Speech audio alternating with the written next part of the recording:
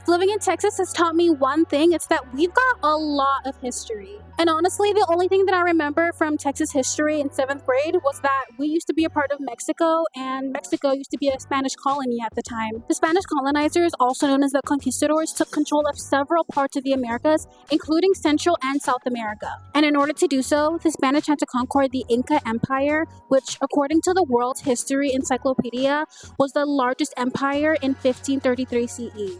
However, the story doesn't end there. As an act of revenge, the Incas sent the conquistadors to the Peruvian Amazon, telling them that they will find a vast city of gold there. But instead of gold, the conquistadors were met with dangerous animals, starvation, and even a river that boiled.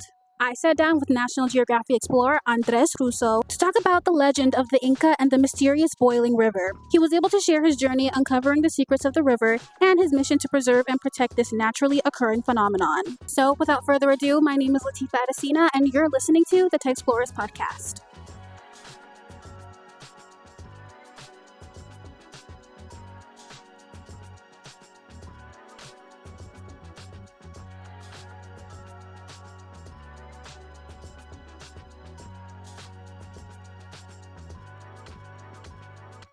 My first question for you is, you grew up in 3 countries, Nicaragua, Peru, and the United States.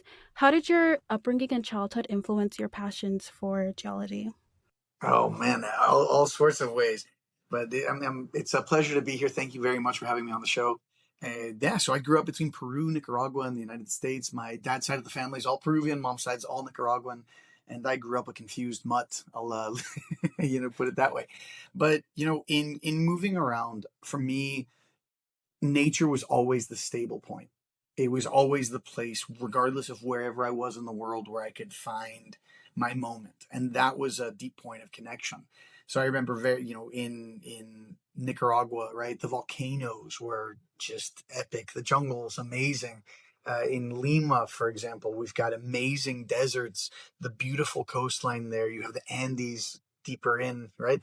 And then in Texas, we've got beautiful forests all over Texas, right? Or at least on the east side of Texas, which is a lot of fun. Great river systems. I really like to go kayaking. And then I also lived a part of my life in Miami, for example, and the Everglades, right? Going out into the mangroves, and wherever you go, you can dive into nature. You can connect with it. And growing up loving to travel, growing up wanting to dig deeper into the world around me, geology was just such a beautiful fit because number one, rocks are everywhere. You get the chance to go everywhere. And then number two, understanding the stories behind the landforms that you are looking at. So like, I don't know where you grew up, but like, think about that landscape of where you grew up. What defines it? What makes it what it is to you? Now imagine someone coming in and telling you, okay, so this is where a glacier carved that, or a river opened that up, and then these rocks were deposited here. You understand the entire story. And what's cool about geology is it's a story that doesn't stop, because it goes from, okay, the ocean used to be here, and then these fossils were here, and it got deposited, and to that ends up impacting the soils, which impacts the plants that grow there, which impacts the animals that go there, and then the history has to do with it. So it's this dynamic living everything all at once, but still a coherent story that just becomes part of who you are, I think. Yeah, and I'm going to ask you a very unrelated question, but I'm so curious. Have you watched Avatar: The Last Airbender? You noticed? Okay, would you be a firebender, waterbender, earthbender, or airbender? Like, what bender would you be? You're looking at Earthbender? my I have to say an earthbender. Earthbender 100%. It's Same, honestly. that's the thing, especially if you study geology, you realize all of the special hacks that earthbenders have that Mhm. other benders don't. Yeah, cool, being able to like suck air out of your lungs, or blood bend, or lightning bend, whatever. Yeah. But the Avatar writers don't even know what they're getting into with earthbending. Like, one of the things Mhm. that, like, I'm going off on a tangent, but imagine a team of like super secret earthbender, you know, ninja assassin types, and they're all carrying Mhm. these bags, a special type of earth. Because Mhm. depending on what type of rock you've got, you're going to have different properties, right? So you can have a powder. So there's a special type of bad thing that happens to your lungs, simply put. if you breathe in volcanic ash and it cements. So Mhm. imagine like Earthbender Assassin, boom, Yeah. cemented lungs, right? There are so many cool hacks that you can have as an Yeah. Earthbender, and I'm a geologist with green eyes and a beard, so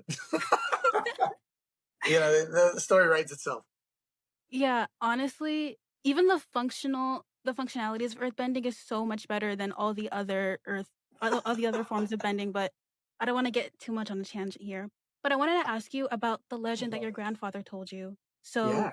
that legend kind of kickstarted this whole project. So can you tell our viewers the legend? Absolutely. So in Peru, my grandfather, who was this incredible storyteller, right? And I mean, who doesn't have wonderful stories sitting down with your grandparents and hearing all these fun things? And I always loved adventure stories. I always loved, the exploration side, the discovery, the giant animals, the lost cities. And one of these legends was all about that. In fact, this legend would end up truly changing the course of my life. And I didn't realize it until later on. But this is the legend of the search for Paititi, El Dorado in Spanish, the golden one, a lost city of gold lost deep in the jungle. So the Spaniards come in, they meet the Inca, right? And, well, they betray the Inca a couple of times. They capture Atahualpa, the emperor of the Inca, who had invited them to a peaceful meeting.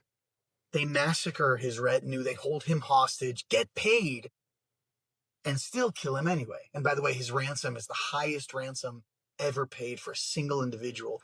I think it's well over $1 billion in today's terms. But out of that story, right, come 40 years of fighting between the Spanish and Incan Empire until the Inca Empire is finally conquered. But still new waves of wannabe conquistadors, the wannabe Pizarros, wannabe Corteses, coming all hungry for gold and glory, or coming to what is now Peru, looking for the next civilization to conquer.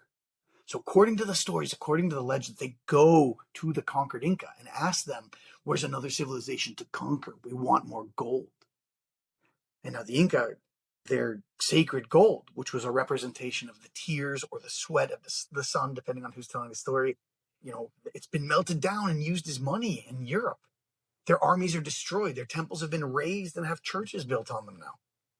They want vengeance. And out of vengeance, so say the legends, they tell these wannabe conquistadors, you want gold? Go to the Amazon. You will find all the gold you want there. In fact, there's even a city, vast, huge, shining, because it is made entirely of gold. That's Paititi. Now, these conquistadors, they're all for it. They're ready to go. They go into the jungle looking for Paititi, for El Dorado, for the lost city of gold. And the few that return come back with horrifying stories. They talk about giant snakes that would swallow you whole, spiders as big as your hands that ate birds, poison arrows that would kill you in a nick, shamans with spells that drove men mad. And one of the details was a river that boiled.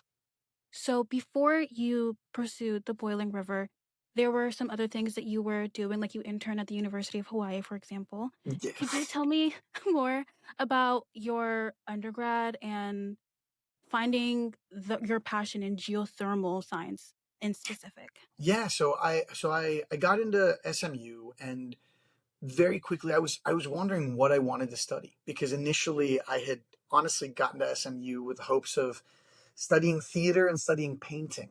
Funnily enough, that's what I was really drawn to. Wow. Yeah.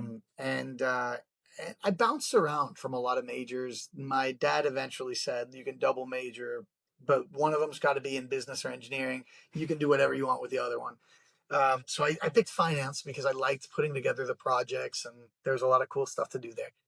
And then eventually I bounced my way in from theater to painting to poli sci to history to geology ultimately. And it was part of I want to have an impact. I want to have a greater impact. My life has always been international. I love that. I want to, keep traveling the world. This is a really cool way to connect with the earth, connect to something that is greater than myself. For me, I was really drawn to the fact that all of human history fits on the uppermost line of atoms, of that thin black line that is, that topmost line of the geologic timeline, if you look at the column, right? I thought that was so cool. I thought it was really exciting for me. And then with my memories, more than anything, from Nicaragua, because my family has grown coffee on the side of the Casita volcano in northern Nicaragua, close to Chinandega, for the past 4 generations. And I spent most of my childhood summers up there on that farm, right? Interacting with the ephemeral fields, throwing hot mud at my cousins, playing around. It was a lot of fun. And that gave me a personal connection. So when I started getting into different fields within geology, I was like, wait a minute, Earth's heat, that's really cool. And that tapped into some honestly really old personal deep memories. Like I remember being in the high Andes as a kid.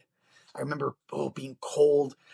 The air is thin, right? And feeling the rocks of the Andes and just feeling how cold and just rigid and hard they were. But then flashback to being in Nicaragua, being on the volcanoes, being in the geothermal systems where you literally you hear the sort of roar of the steam coming out of the ground. You feel the hot rocks and the hot mud. And I remember as a kid, I must have been super young, but thinking, wow, this is hot, like a body almost, and there was a connection there. And then later on in college and in, classes, I learned that it's not just about the volcano. You can also sustainably harness the heat of the earth via geothermal energy for either conserving power through passive geothermal means like the heating and cooling from geothermal for houses, or you can go the big power plant where you're producing power using earth's heat. I thought that was amazing. I was like, wait a minute, of all the renewable energy sources, you're telling me this is the only one whose resource never turns off. The sun stops shining at nighttime, the wind will stop blowing. Geothermal is always on. Earth will get swallowed up by the sun before Earth loses its geothermal power. And that is just so cool. So with all that, and then also we are in Texas, and one of the things about geothermal is it uses a lot of the same skill sets as the oil and gas industry. So it's basically very, very, very similar drilling techniques. Truly, they are almost the same. A little bit different though, but same background as far as looking at the geophysics, the geochemistry, the basic geology, all of the above. So I was like, whoa, this has so much potential to suddenly produce a lot of sustainable base load, as in always on, always producing energy, base load green energy that we so desperately need. This is awesome. So I got really excited about that. And that's what took me to my volcanology field school. So in geology, it is very common to do a senior thesis as well as a field school where you go to a different place and say you want to study geophysics, you'll go to either Colorado or New Mexico or something and like just focus on geophysics. So I did a program that was in Hawaii at the University of Hawaii at Hilo, called at the Center for the Study of Active Volcanoes, where we, quite literally focused on volcanoes. We focused on the gases. We focused on the geophysics around volcanoes. We looked at geothermal systems, geothermal fluids, and how to produce power from them in certain cases, sustainably and renewably. And it was, I had to go study to Hawaii for a summer. Like there are worse things. It was, it was fun. Yeah. So was it during your your graduate studies where you were tapping into sustainable energy with geothermal naturally phenomenon that you remembered the legend that your grandfather told you? Or was Absolutely. it okay? Yeah, you're right. So undergrad, it was all about, okay, how can I find the next big resource for geothermal? How can I, take all of these houses and convert them to renewable energy, right? Where's in the geothermal exploration of these new possibilities? That's what it was all about. In graduate school, I get in and my initial project is to do geothermal exploration, to look at a heat flow map or a geothermal map of Peru to understand its geothermal energy potential, as well as, there's an aspect that helps with the academic side of it, with the tectonics, geophysics. You name it. There's a lot more in there. But my initial dream as a young graduate student coming in was, oh man, I want to find the biggest, the best, most awesome geothermal system, and I want to put Peru's first geothermal power plant in, and I want to, save the world through green energy. Now, amazingly, a couple of years in, I do get to the Boiling River. I do see this site that just absolutely floored me. So I did find my, quote unquote, big bad geothermal system. But funnily enough, now from the moment I saw it, I'm doing everything humanly possible to protect it and make sure that no one ever uses it for geothermal energy potential, because you could damage a really, really special ecosystem and a really sacred cultural site that has an extremely long history of deep cultural significance. Not only that, an ecosystem that is truly globally unique because of some weird stuff in the area.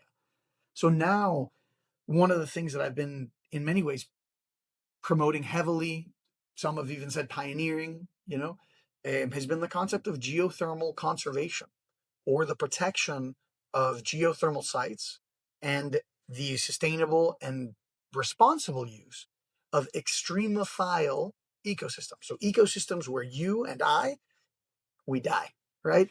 But the microbes living in them, they love it. They're doing great in the super hot, super salty, super sulfurous, super acidic, super whatever, right?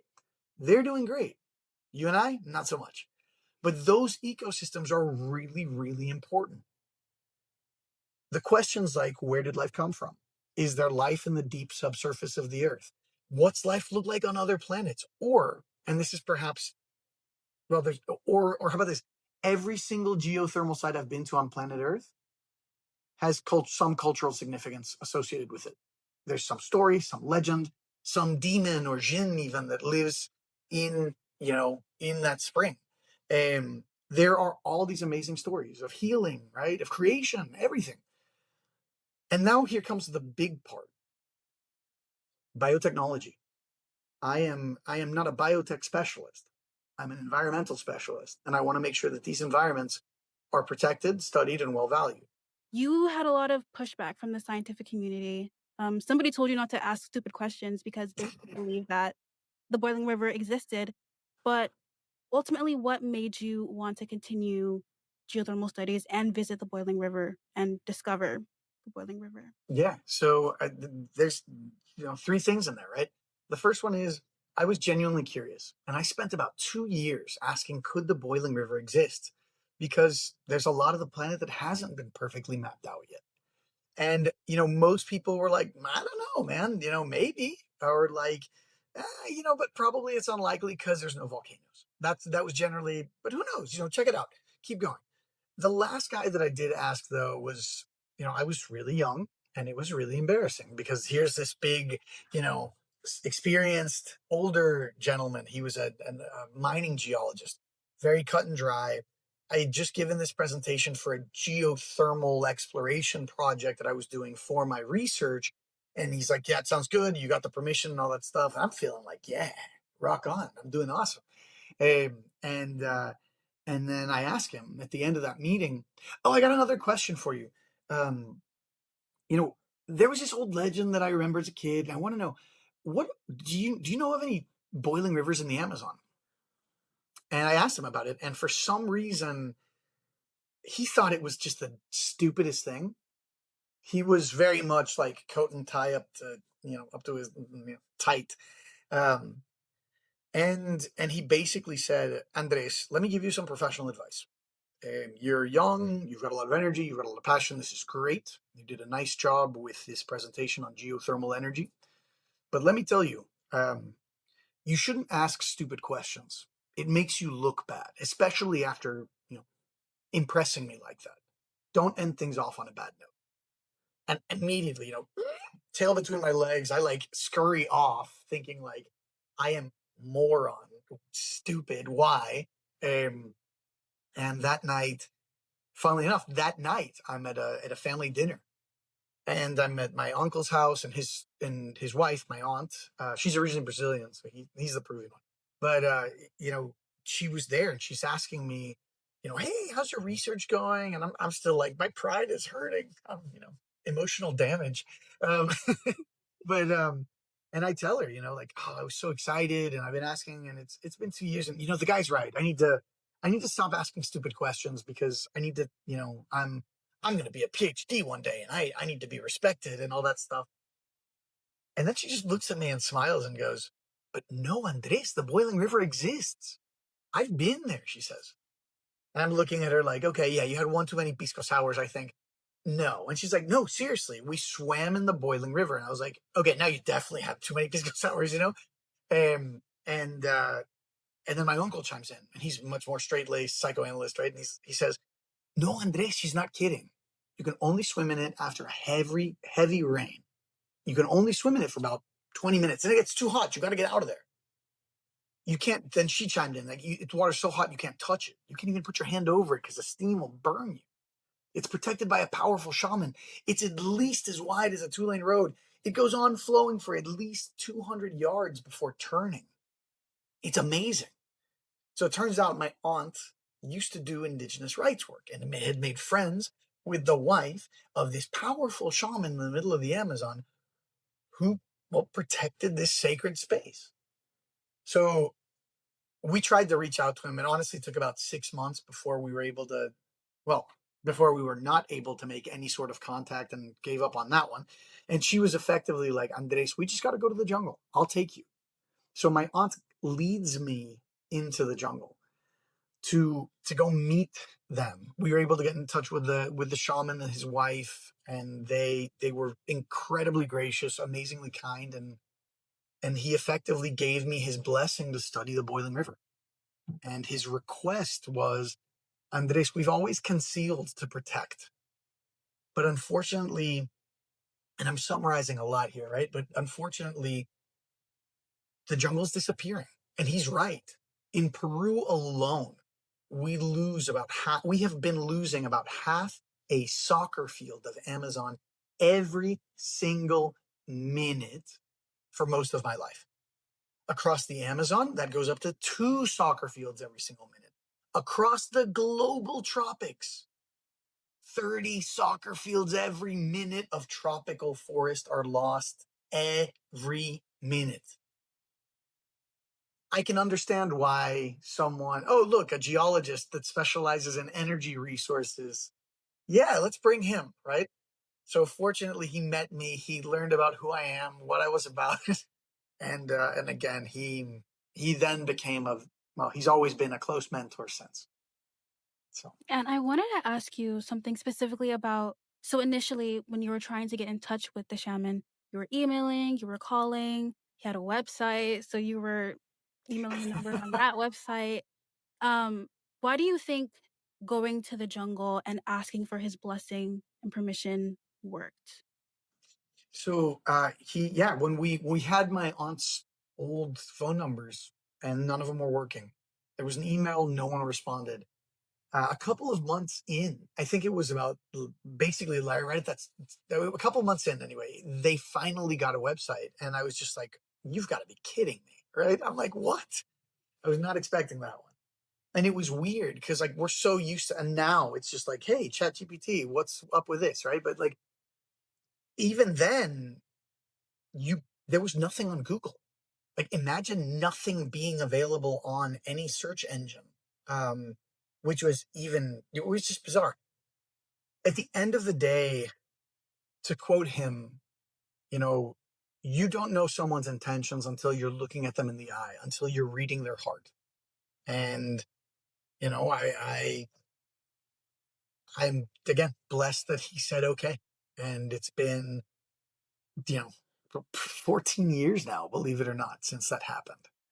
And I'm still working on the boiling river. In fact, on my desktop behind you, I've got like all of the work that we're still doing to keep that fight going.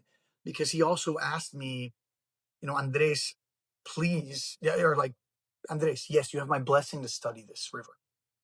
But in return, I ask that you help us bring it to the world responsibly. And I have taken that so seriously in absolutely everything. I would have never given the TED Mainstage talk if he hadn't given me his blessing to do so. I would have never presented any of the stuff on, NatGeo, BBC Discovery, you name it. Nothing would have happened. Explorers Club, nothing would have happened. Or even the book behind me. There's a big book that says Boiling River, right? We've got to collaborate.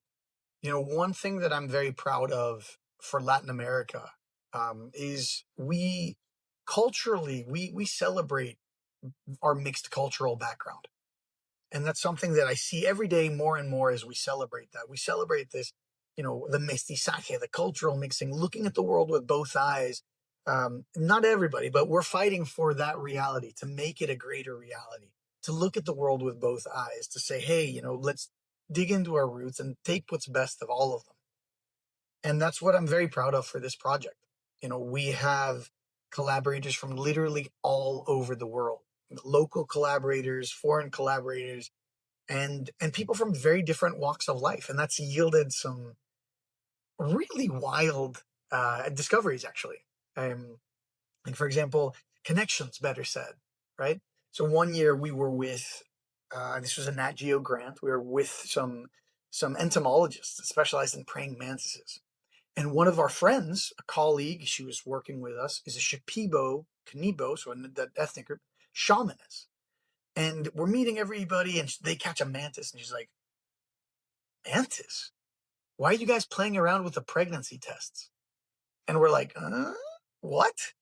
She's like, yeah, for traditionally, you'd grab a mantis, you'd put it on your pregnant belly, and if it took this form as if it was holding a bucket, then you were gonna have a girl baby. And if it took this form as if it was holding a lance, then you were gonna have a boy baby.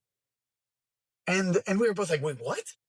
So it's this really cool cultural story that, it highlights an interesting point. Observationally, rock solid. The interpretations are very different, but the observations are rock solid. So the mantis guys basically say, wow, modern science hadn't identified those behaviors until relatively recently. I am not going to put my hand in the fire to tell you that a mantis is going to tell you that you're going to have a boy or a girl. I haven't tested that out rigorously under scientific testing, right? But I will say that observation is super valuable.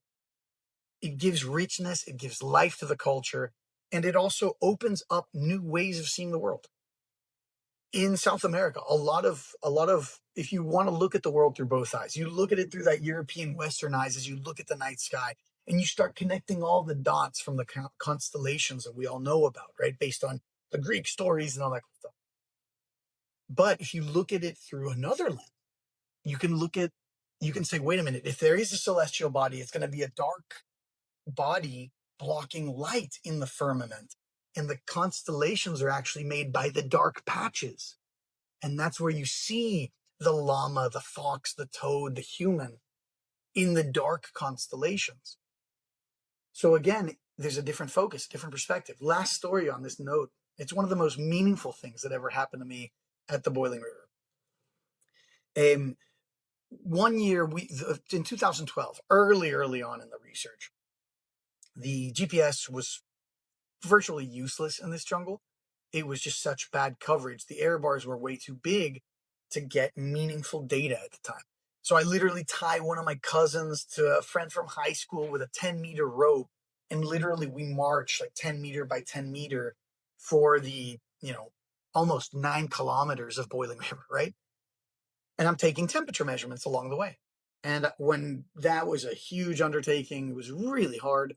And afterwards, I'm showing the shaman. I'm super proud, and I've got my little Excel file, and here's a graph with temperature on the y-axis and distance on the x-axis to show him. Okay, it goes like this, and then the little squiggle heats up, and then goes back down, goes up again, goes back down, goes up again, and then just kind of, starts cooling off. Classic decay curve until it hits the big river, and then super cools real fast. And the main shaman, Maestro Juan, was like,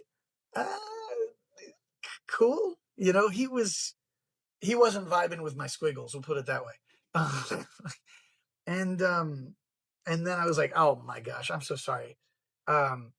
This point right here is where the Yakumama lives, right? This giant serpent spirit who you told me gives birth to hot and cold water. And then in this one, the Sheripiari, an important spirit associated with a medicinal tobacco that they use in the Amazon. And then at this point, the Sumiruna, this very powerful, sometimes very dangerous water spirit. And then he starts smiling and goes, "Oh, I get it now." You know, I've never seen the points of spiritual power of the river mapped out so well. This is great work, he told me. And effectively enough, every single point that from a geothermal scientist's perspective, from just temperature, every single one of those points had legends, had stories, had significance. Yeah, and I think the crossroads between observation and modern sciences are very interesting because you have people who have been living here in the Amazon for years and years and they're used to these things. It's normal to them to see the boiling river, to see the naturally Mm-hmm. occurring phenomenon. And then you bring the science and it basically proves their existence. It proves all of these things that they've been seeing for years and years. And it's just so interesting to see that there is this crossroad between the observation and the science. And I like when I don't know, life imitates art, and I like when things prove each other, and like I like when everything's being proven right. But I want to Mm-hmm. ask you, were you ever scared during the time when you were studying the boiling river? Because things die in there, and I think it's a given that people do die. you know I think I have a copy of your book, the No boiling river, way! actually. Amazing. And there's a picture of a dead frog, like with its eyes just Yeah, completely boiled away. I was just fascinated and like curious about the experience of actually studying the boiling river because your life yeah, is on the line. It's not easy work. Um, but yeah. yeah. But So to your there's, point, to what you were saying before, like about um science being coming from observation. mhm, Science, I didn't have to learn in school about the water cycle to know that when the clouds are gray, it's about mhm. to rain. Like it's going to happen, like science repeats itself. So that's something that I was just thinking about while you were talking. But go Oh, ahead. well, we got even more reason. We got to get you down to the Amazon so you can get to see it for yourself. But no, I mean, the boiling river can be incredibly dangerous. Since 2016, I know of at least 7 people who have fallen and died in the river, unfortunately, and there are a lot more that because of they were never on my team. Let me put it on that. Let me put it that way. In the past, people were scared of it. Now that it's more people are visiting, that's one of the things that we're actively working on with the locals, with the government, of how to. People like to not follow safety protocols. We'll put it that way. It's like, oh, look, boiling water. Let me jump into it, see how I'll do. It's like, yeah, you don't have that type of hockey, man. It's not going to work. But it's, anyway, you know, it's funny. One of the things, there's one place on the Boiling River that we lovingly call the Spider-Man wall. It is quite literally a vertical face, and we have to like free solo. Not too many of us have done it because it is super dangerous because the water right beneath you is, I mean, almost at 200 degrees Fahrenheit, and at 117 degrees Fahrenheit, 117, you and I start to cook. So you do have to be very, very careful. And this is where, 2 things come up. Number one, my mind goes back to Hawaii. I had this amazing mentor who was my advisor for that program. His name was Dr. Don Thomas. And he would tell us that the people who die on volcanoes are the novices who don't know what's dangerous and the experts who have forgotten what's dangerous. And that's something I think about all the time. That's part of the reason why I wear sandals. So I wear sandals at the Boiling River because the first time I was there, no, I'm serious. Like the shaman told me, Andres, you need to feel the energy of the jungle and know where to step and not to step. You're going to be doing things that most people don't do. I literally wear flip flops. Like, one day Chacos are going to, sponsor me for extreme things done and Chaco flip flops. But anyway, I mean, dead serious. Our hands, we get what's hot. We get touching texture. but we often forget that our feet can be just as useful. And in a case where you are very slowly, very intentionally moving around a part of the jungle where your foot can suddenly go through a hardened crust of mud and into a deep well of boiling to near boiling muds, or where you need to feel around where to step. I mean, you can literally, the shamans are right. You can literally use your feet like eyes. And that's something that he and others have taught me how to do. And I feel very comfortable. I don't recommend it to just to anyone. The point that I'm trying to make there is, if you do fall in, I mean, at those temperatures, at those flow rates, your muscles are cooking on the bone. You're trying to swim out, but you're getting overpowered. Your skin gets second and third degree burns in seconds, and then your skin starts degloving, where it literally will pop off like a glove. You'll go blind if you keep your head underwater. If you do get out, that doesn't necessarily mean that you're going to be safe, because a lot of people who are pulled out of those systems, and it's a nasty process because literally, like, skin is falling off the bone. It's not nice. Um, but it's generally a really slow and painful death where you just kind of lose energy for about a week. Um, Sorry, I went down that rabbit hole. Sorry, I was in technical mode. I totally apologize for that. No, you're But good. come visit the Boiling River. Don't fall in. You know. Yeah, and you said something earlier about geothermal or geological conservation, Yeah, and you geothermal also conservation. mentioned that the maestro told you that we conceal to protect. Hmm. And I think it's really interesting because you can go both ways. You can hide something to protect something, or you can show it to the world and say, like, hey, this needs protection. Let's come together and protect it. And I think Hmm. that intersection is so interesting because I'm going to go off on another tangent. Do um, it. Black Panther, Wakanda Yeah. was protected because of the fear that if the world knew about vibranium, they would use it for bad things. So Yeah. I think about these things whenever I was reading your book and whenever I was listening to your TED Talk.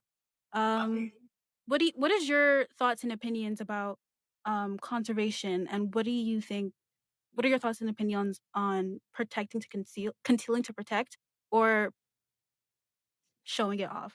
I think you nailed it. I mean, you did such a great job. I mean, I've got a lot of friends that live in African friends that live and work all over the continent, and one of the big things that they learned, I think the real point of the lance was both in Kenya and South Africa at the same time, where they were really when they were starting the process of, oh, if we monitor the elephants, if we put tags on the elephants, on the rhinos, then we'll know where they are at all times.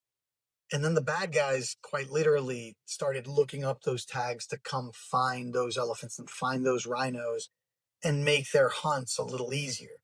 And in the past, I think we could conceal to protect.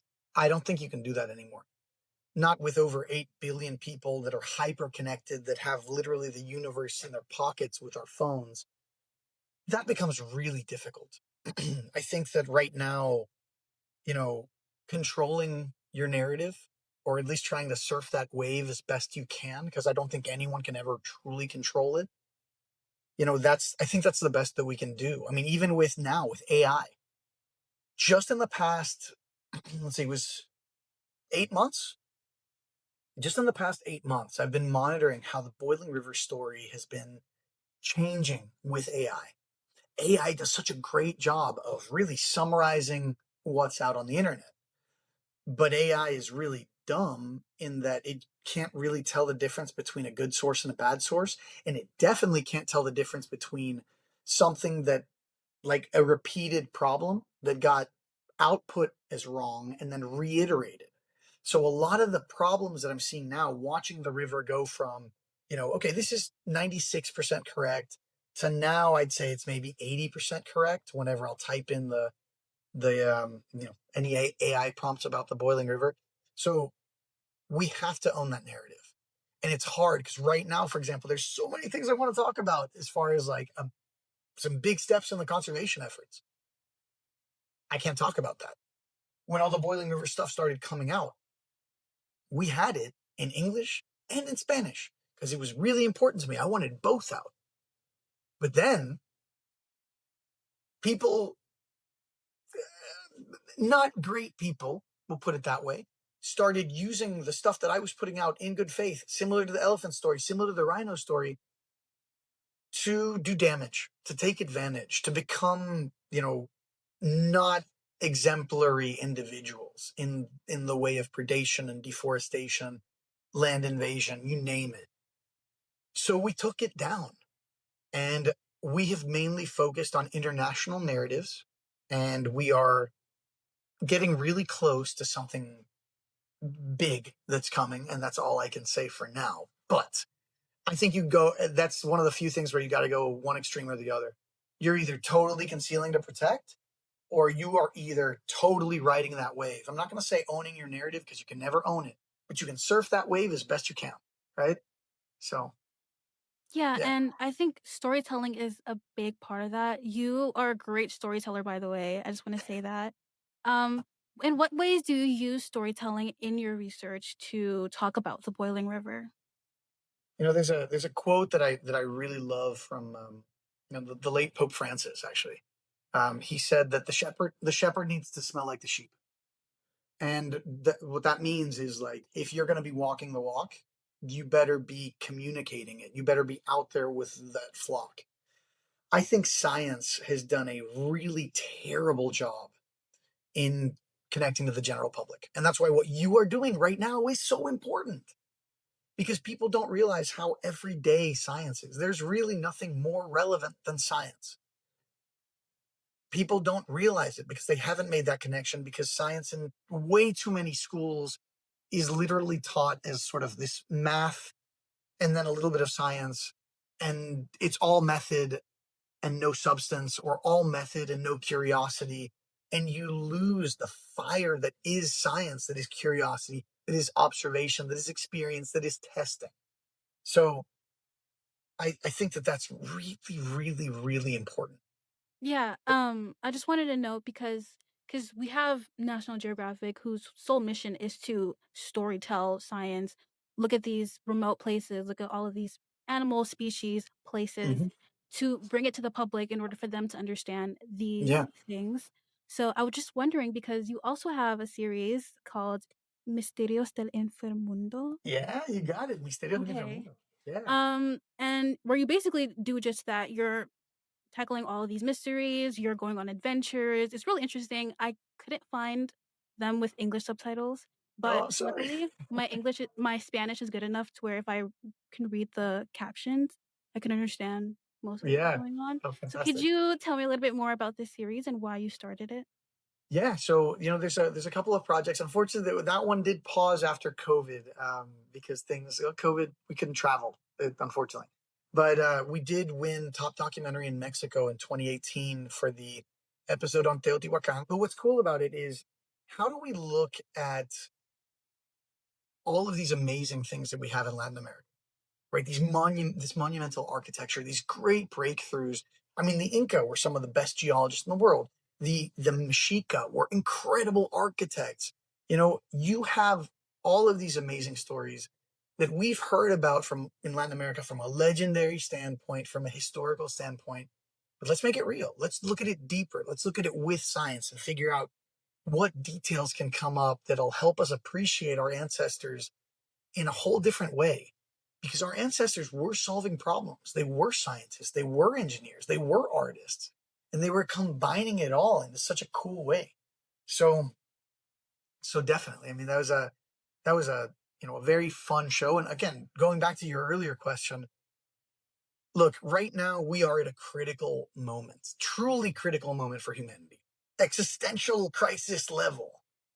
And I think the most frightening thing about all of that is just how much ignorance is out there because of a lack of connection. We've got this great saying in Peru. My grandmother used to say it all the time: ojos que no ven, corazón que no siente, right? The eyes that don't see is the heart that doesn't feel. What I love about National Geographic is that, our mission statement was, for such a long time, to inspire people to care about the planet. To inspire people to care about the planet. It wasn't to immediately educate. It wasn't to immediately, show the best documentary. It wasn't to show the prettiest picture. It was to inspire people to care about the planet. Let's start with the heart.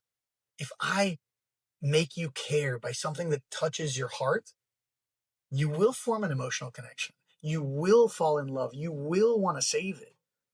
You know, it's one of my favorite things is watching people come to the jungle. Every year I'll host these big field teams, expeditions. And I love watching people fall in love with the jungle because it's a place they might have studied and read about and, you know, all of that stuff. But then they get in there. They're getting their hands dirty. They're experiencing it. They're smelling it. They are truly feeling the sensory overload that is the Amazon, and it's, as far as I'm concerned, the greatest celebration of life on our planet. That puts a root so deep into your heart that it's impossible to not fall in love. Sort of like, are you human, right? Like, click the box. And that's where those changes start. And it's not just the Amazon. You can find that connection in the Amazon, in the Arctic, in the Serengeti, in the Sahara, in your backyard. Probably my biggest takeaway as a NatGeo explorer, and I've been at this for quite a while. Every place on planet Earth has a cool story. You just got to find it. You got to dig in. So, yeah, I hope we get to inspire people to care about the planet. I hope we leave everyone in love with our planet and convinced that we are so stupidly, amazingly lucky to be living on this little blue marble that's going crazy in space, doing circles around a fireball, right? Like, it's a cool world. Yeah, and I wanted to ask you about, so initially you studied the boiling river because you wanted to do sustainable energy in geothermal science, but that has now changed. Do you still want to continue making sustainable efforts for geothermal studies? Because you also talked about biotechnology.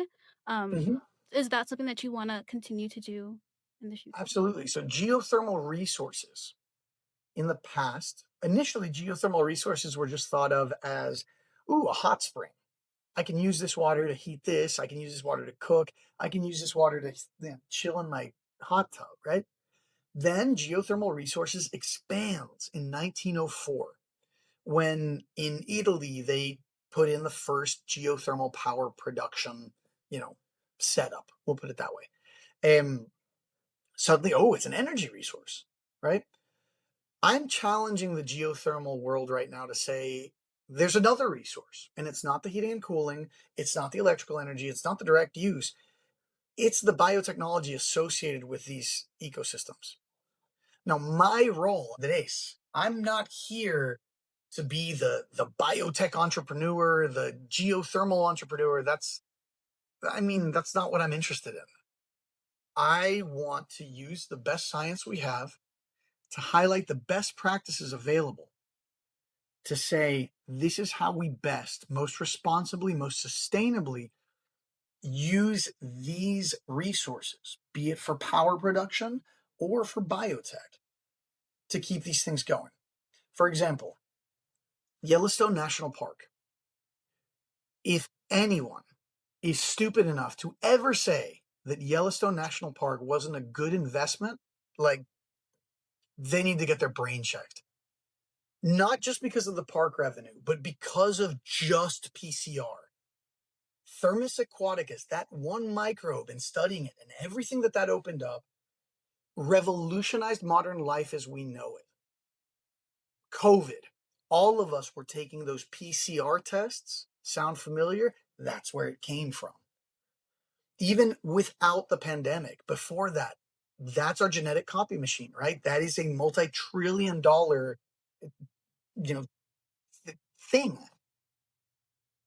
The tragedy is that Yellowstone National Park, in my opinion at least, did not have the proper royalty structure to receive royalties from the biotechnology.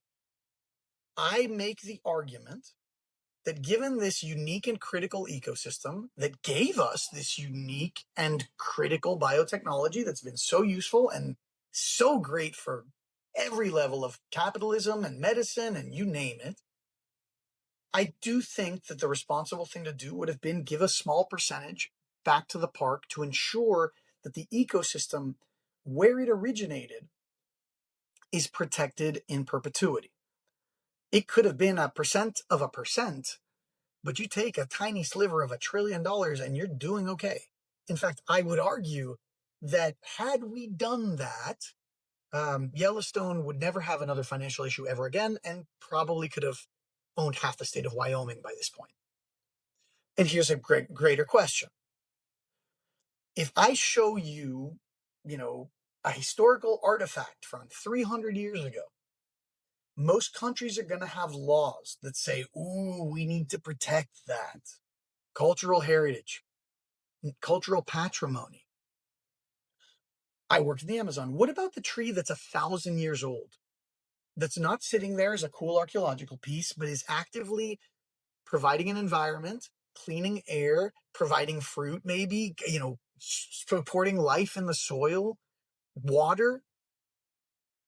Why does that piece of ceramic have more right to exist and be protected than that tree? There's a great quote. I think it's from a Colombian, I'm blanking on who, but there's a Colombian poet that said, I'm pretty sure, that said something along the lines of, the great tragedy of trees is that they only, clean our air and water and give us life, but they don't produce internet, because then they'd actually do something important, right? Like, obviously tongue in cheek, it's a joke, it's satire, but it drives a point home. Humans depend on ecosystems. We depend on healthy ecosystems. We are nothing without the clean air. We are nothing without our clean water. We are nothing without our healthy food. I would argue that humans have a right to a healthy environment, because you cannot live a healthy lifestyle without it. Now let's go back. That's what modern science tells us. Let's go back to the shamans that I work with, not just in the Amazon, but globally.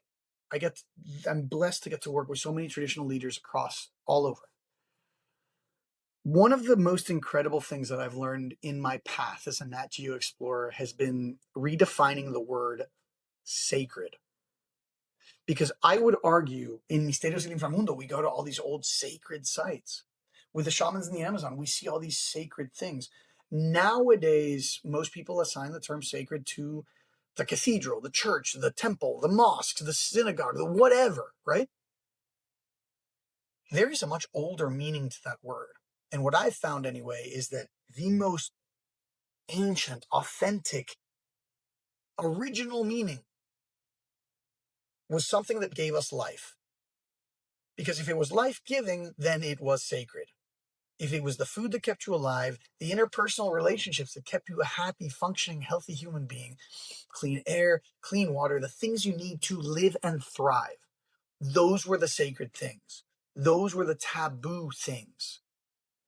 And again, I go back to, there's an observation. The interpretations might be a little different, slightly, but it's pretty wild that the observation of a lot of traditional knowledge systems and modern science is all going back to, hey, these are life-giving things, whether you call them sacred or critical ecosystem functions, we still need them to live. If we don't protect them, we don't live.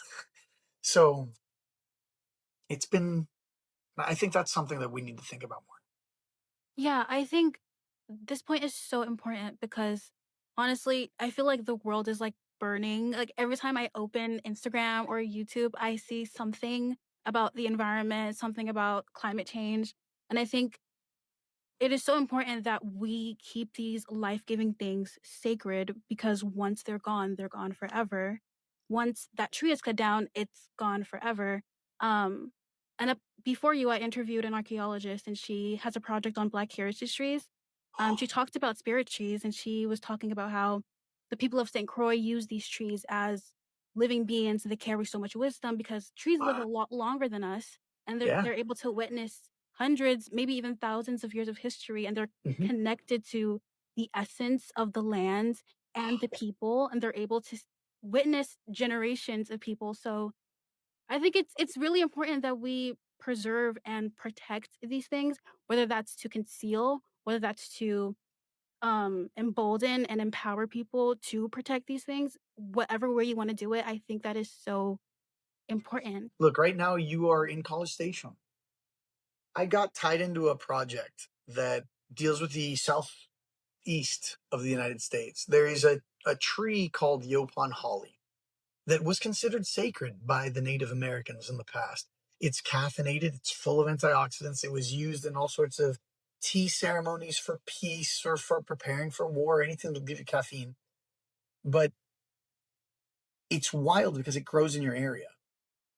You could probably find it on A&M's campus, to be honest with you. And the fact that that was, and I was reading, I'm working with a greater group, just colleagues, friends, right? And they found this entire story about it, about how this once sacred plant with the 13 colonies, at first the southern colonists were trading with it, and they started trading in Europe. The British East India Company and their great magnanimity and generosity shut it down. And it was only used by, well, frankly, slaves and poor farmers and indigenous people who ultimately survived the genocides. And that's what it kept it alive in the sort of backwoods. And right now, it's making a comeback as Yopon tea. And it is one of these amazing solutions that, again, I know it's a roundabout story and I summarize a lot, but like, you don't have to go to the Amazon. You can start in your backyard. And I challenge all of you, find your story, find your impact. Because let me tell you what, like, sitting around and doing nothing is disempowering. COVID, I think, really taught us that the concept of, just feeling so disillusioned, the impact dysmorphia concept. You just said, I'm opening up the news and it's so depressing. The world's on fire. It is. But what are you doing?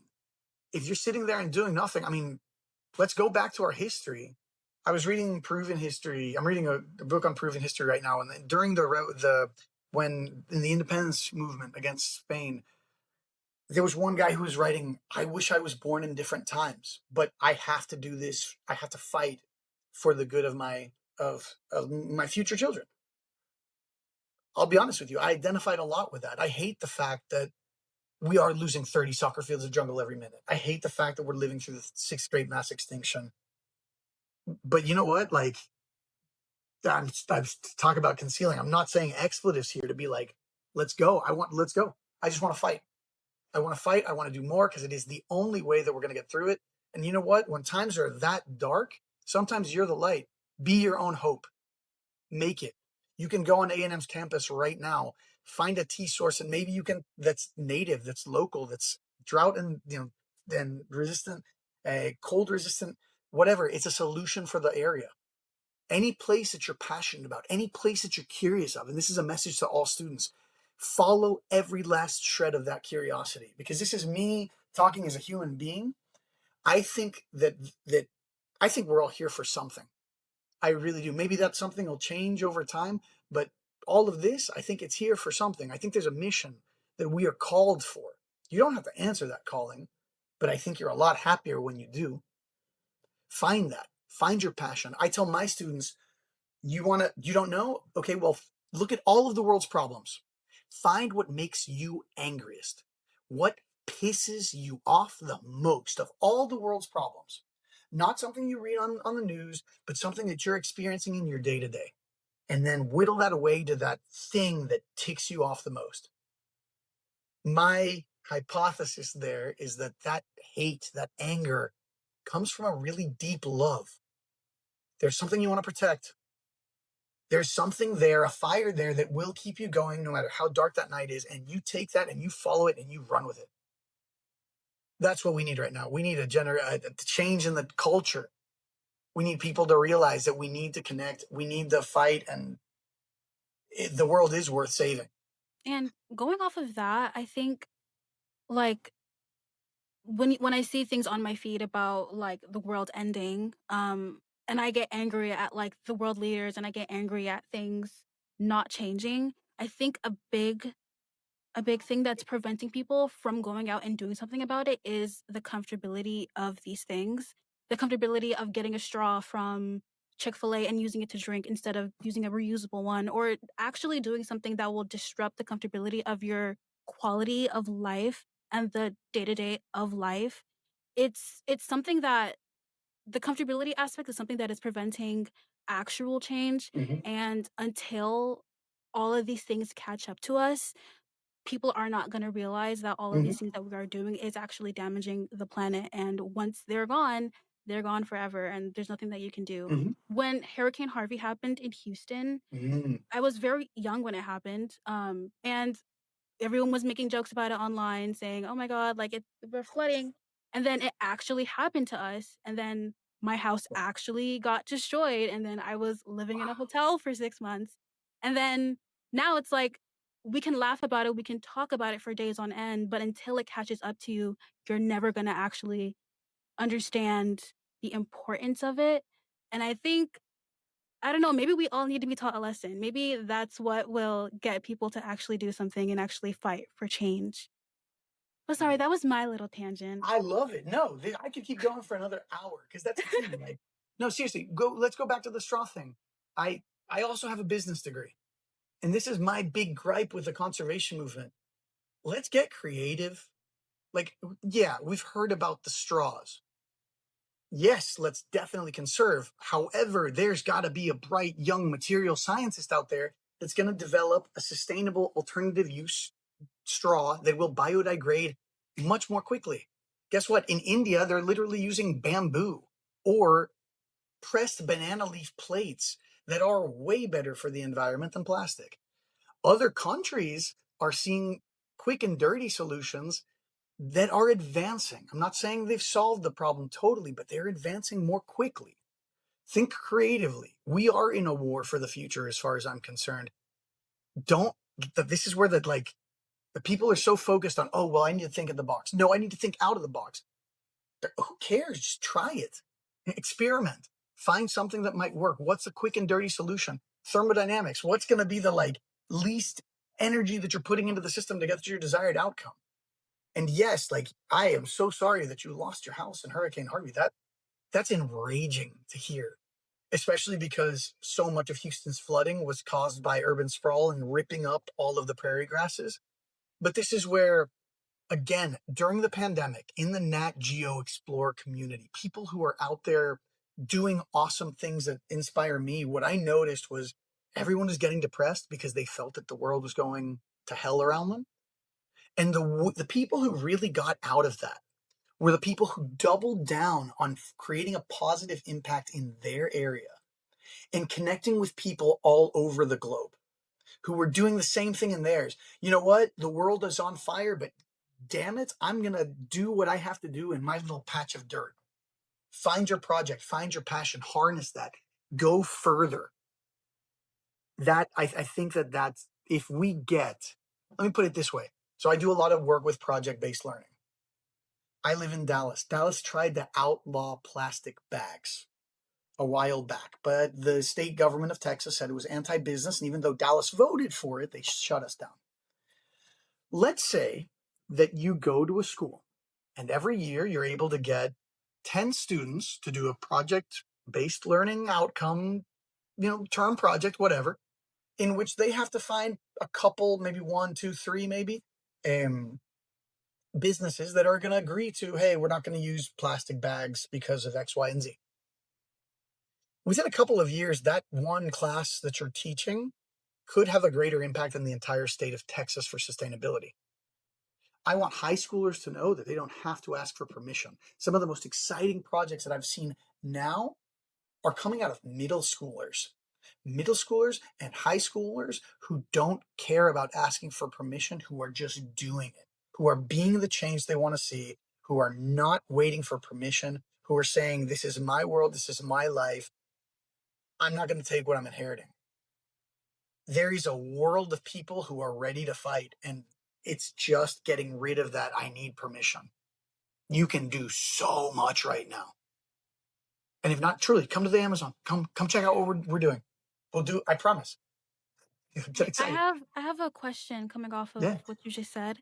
So, especially because you have a business degree, so I need to ask this. So, whenever Yeah. people hear the word sustainability, they get turned off for two reasons. One, because they don't believe that it's actually working, because, you can not use a straw, but Taylor Swift's going to get on her jet and release all of those CO2 emissions. So they don't think that what they're doing will actually do anything.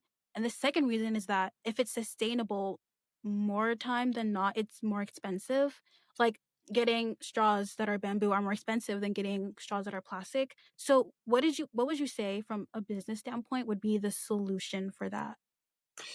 First and foremost, so it's, oh man, I teach there's an entire class that I teach on the way the conservation narrative has evolved from the 1970s to the present. And to summarize a lot of it, the 1970s were like, there's a famous quote, it's called the quote unquote crying Native American commercial. It's really famous about a guy tossing trash and there's a Native American who's shedding a tear. And there was this entire thing of, oh, like, let's be aspirational. Then you get to the 80s, the Cold War, the oil crisis. Then people say, oh, sustainability, we can be more efficient and we can waste less. That'll be good. And then you get to the 90s and, capitalism wins over socialism. The Cold War is over. And the ultimate impact is capitalism will solve all our problems. We'll capitalize our way out of it, right? And then we kind of hit a wall. And that's where we still are now. Because the truth is, our entire economic system is based on polluting for free. And until we change that, we're not going to get anywhere. The entire system is based on polluting for free. What does that mean? I'm not paying for the cleanup of the CO2 that my car's emitting. I'm not paying for all the plastic that is, you use a plastic bag, you use a plastic straw, you might use it for 15 minutes and then toss it out. That thing's going to be contaminating the planet for the next 1,000 years, depending on what type of plastic it is. Who's picking up the tab of that? So unfortunately, this is where we need political leadership. This is where we need, if you are over 18, run for office. Go for it. There's nothing stopping you. Local offices can be very, very important as well. At this point, it is a war for the future. If you want to give up and throw your hands up and do nothing, sure. Every movement has always had leaders, has had champions, and then it's had, people who will just go with the flow, the early adopters, the late adopters, and then the laggards. We all know the bell curve, right? Here's my question to you. If the world ends in 1,000 years, 100 years, tomorrow, does it really matter? Because at the end of the day, your world, who are you? In your case, Latifa, Andres. The world ends for me the day I die. I want to be proud of that. I want to be proud of the way I lived from every single second. You know what? If I will avoid using that plastic straw because you know what? That's important to me and that's who I am. I think there is, we were talking about Avatar. I don't want to sound too much like Prince Zuko here, but I think there is something to be said about living honorably. And I think that there is, if you look into a lot of older cultures, the original concepts of honor, of like doing what's right for the sake of what's right, fighting for the world that you want to create until it happens. Those are the visionaries. Those are the leaders. Those are the people who make changes. Greta Thunberg has this great quote. You do not deserve hope unless there is action. And all I got to say to Greta is freaking men. You don't deserve hope unless there's action. And if that action is not using the straw, if that action is recycling, then you deserve the hope because you are giving yourself hope. At this point, if you're waiting around for others, it's not going to happen. Invest in companies that are divesting from older things. Also, we don't live in a free market. We don't. There's a lot of industries that get heavily subsidized by the government, by the taxpayer, because guess what? Yeah, political corruption is a thing. We live in an economic system that pollutes for free.